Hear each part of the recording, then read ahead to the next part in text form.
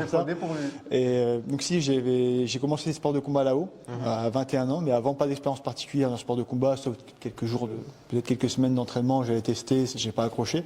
J'ai vraiment découvert le MMA autour de 21 ans, il me semble, là-bas dans le Nord. Puis voilà, après on est parti sur les chapeaux de roue. C'était quoi tes passions à cette époque? Forcément en bagarre, en quoi?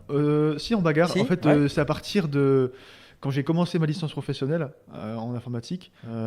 J'avais déjà quelques idées de bagarre. Je me souviens, c'est même en licence professionnelle que j'ai eu l'envie de faire du MMA. Je me souviens, on était devant un pote, avec un pote, on était devant. Ma période de première terminale où là j'ai commencé à step up, où j'avais des bonnes notes. Je me souviens, j'avais eu au bac, j'avais eu genre 18 ou 17 comme ça. T'as fait un bac quoi du coup? Un ES.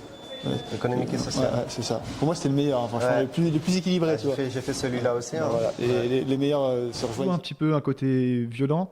Et ensuite, après l'internat, j'ai commencé à trouver le sport. Je faisais la force athlétique. J'ai commencé à faire la muscu comme tout le monde, un peu pour être carré. J'ai fait la force athlétique et ça m'a complètement recadré. Après, je suis rentré chez moi, j'étais plus internat. J'ai commencé à me calmer, être posé. Maîtriser mes émotions. Et après, ça fait que se calmer. La force athlétique, alors j'avoue mon ignorance. Je maigrissais 2-3 kilos, puis c'était bon.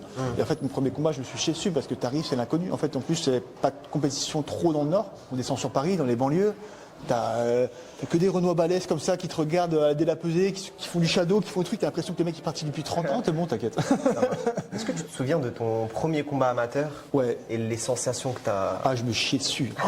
Ah ouais, c'était chaud. Bah, c'est normal, c'était l'inconnu en fait. Au début, quand t'arrives dans l'inconnu, en plus, moi j'étais lourd, donc je combattais en 93 à l'époque. Donc t'arrives, les mecs qui sont tous énormes. Quand j'arrive pour checker le mec, il met une patate direct comme ça, tu vois. T'imagines, premier combat, il fait ça.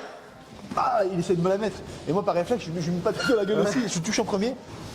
Son casque qui s'envole, après on commence à se taper dessus. Oui, parce qu'il y avait les casques. Ouais, il y avait les casques. Ouais. Juste avant le combat, je viens voir, il fait écoute, on s'arrange, on met pas les casques et tout. Bah non, c'est mon premier combat et tout. Mon coach il arrive, il fait non, il met le casque. C'est pas en crasse là, en crasse à l'ancienne, mais n'importe quoi, tu vois.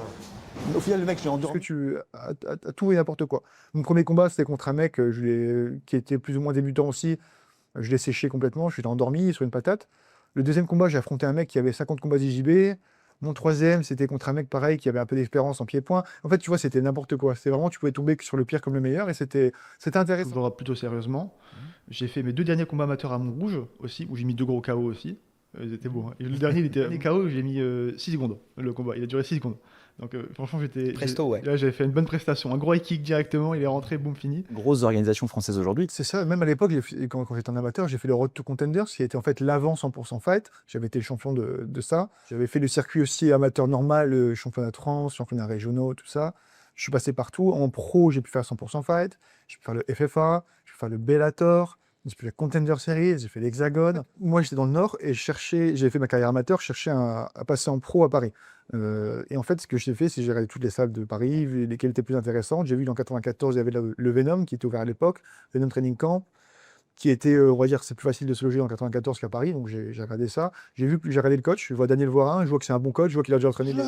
Tu vois, t'as tout le quartier. Je pense, dommage que j'aurais bien aimé retrouver les vidéos. Vraiment, les bords de tapis étaient remplis de mecs. T'avais vraiment genre un carré de mecs qui regardaient, les mecs qui se cahotaient. Toi, t'arrivais tout seul, il y avait personne pour te soutenir. Personne. Hein. Ouais. T'es fou, toi, un petit Gaulois qui vient du Nord. Tous mes combats, là, tu gagnes rien du tout. Enfin, tous les combats que j'ai fait, j'ai rien gagné. Au contraire, j'ai perdu des sous sur mes combats. Donc, il m'a dit, c'est quand que tu gagnes des sous? Là, je lui ai dit, j'ai peut-être gagné des sous, papa. Et il a fait, ah, ok. Et parce que on peut parler de ce que tu gagnes là sur le Bellator et tout.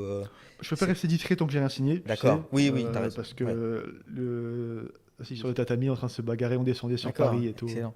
Ouais, donc je précise pour ceux qui découvrent ou qui sont pas forcément, qui connaissent pas Melvin Manouf, donc sera en common event du Bellator. Ouais, c'est ça qui est marrant. Voilà, sur lequel tu vas combattre là le 6 mai prochain à Bercy. Tout à fait, c'est ça qui est marrant. Voilà. Parce que ça allait m'arriver, tu vois. Parce qu'il y avait des gros trous dans certains aspects de ma défense. Et en fait, comme j'ai gagné, je m'en suis pas rendu compte, tu vois. Mais là, j'ai perdu, donc je m'en suis rendu compte. Quand j'ai perdu, j'ai fait, ah ouais, en fait, il y avait des trucs à travailler. Et là, ça a été explosé. C'est dommage que ça me soit arrivé, parce que c'était une bonne organisation. Très bonne organisation. C'est con, c'était franchement sympa. Maintenant, ça m'a fait évoluer énormément de perdre. Et aujourd'hui, je travaille dans une organisation qui est...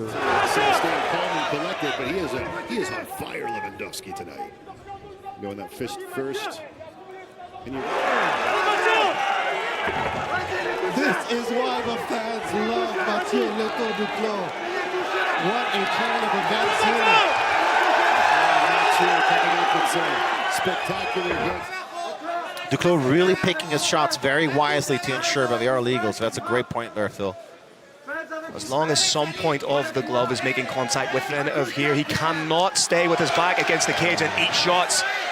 He's not setting the takedowns up, needs to set them up. If you're shooting in blind, you're essentially, it's like a cheat code. What? Oh, it's over, it's over. Oh! I got it. I don't know if it's a cut or something.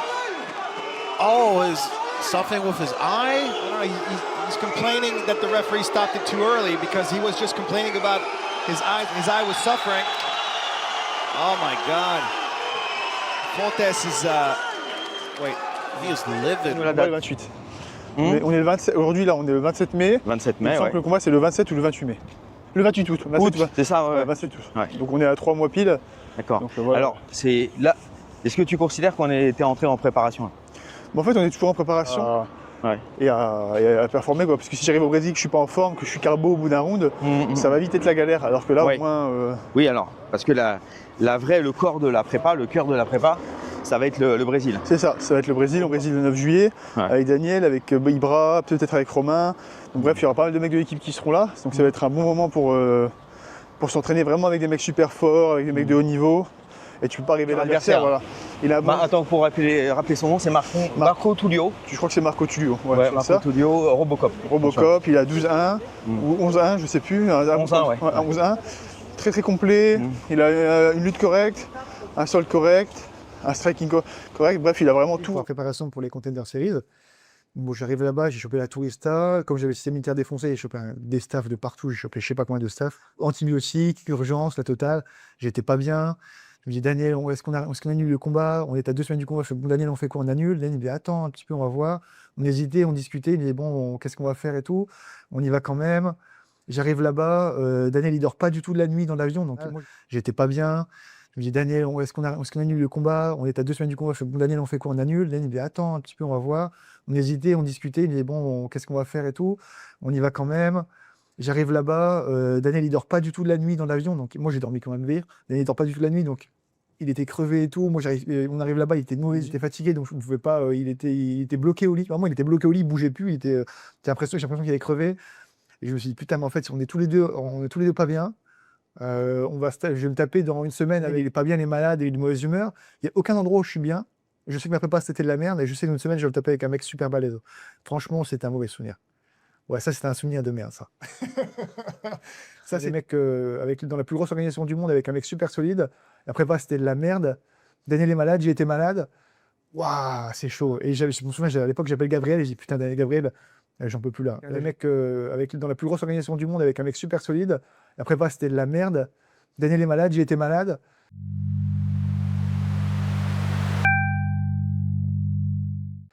Ça va. Regarde, j'ai fait mon nom au Brésil. Il y a un gros nom au Brésil. J'ai fait mon nom aux États-Unis. Et j'ai été obligé de refaire mon nom ici. Ouais, c'est ouf, hein. En réalité, c'est pas normal. Ouais, mais c'est. Moi, les gens connaissaient pas. Moi, je pense qu'il y a. En fait, c'était pas en France. Trying to kick off of the cage, trying to create momentum, but he can continue. If he's trying to do that again, he's going to try and launch himself off of the cage to kind of force a sweep almost. He's moving. Mathieu Duclos could be very dangerous. When you see them face to face, they don't seem to be in the same weight class. They don't even seem to be on the same species. I mean, look at that. Yeah, goes high again with that kick. It's gonna pay off this kick. That left leg is gonna pay off. Oh yeah, for sure.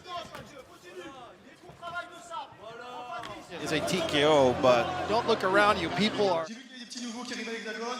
I saw the. À un peu moins de 2 mois de ton combat. D'ailleurs, est-ce que tu peux nous faire un petit brief à nouveau, où est-ce que ça se passe, la date exacte, etc. C'est tout dit, en fait, là je suis un petit peu moins de 2 mois, 1 mois et demi de mon combat qui aura lieu à Las Vegas pour les Dana White Contenders. Ouais. Donc ça, on a prévu de partir au Brésil juste après. Et puis voilà, ça nous laisse encore une bonne marge pour lancer la machine. Donc concrètement, cette année, il y a combien de temps environ là? J'ai une mauvaise mémoire des dates, mais je dirais que c'est tombé en mai, il me semble, en mai. Je crois que c'est ça, je crois que c'est tombé en mai. C'est tombé un peu pas de nulle part, vu que c'est Guillaume, JB et Daniel qui font un travail de fond. Et voilà, ils ont... Of Mathieu Leto Duclos keeping his belt. détenteur de la ceinture des moins de 84 kilos. We are here with On était en train the de se faire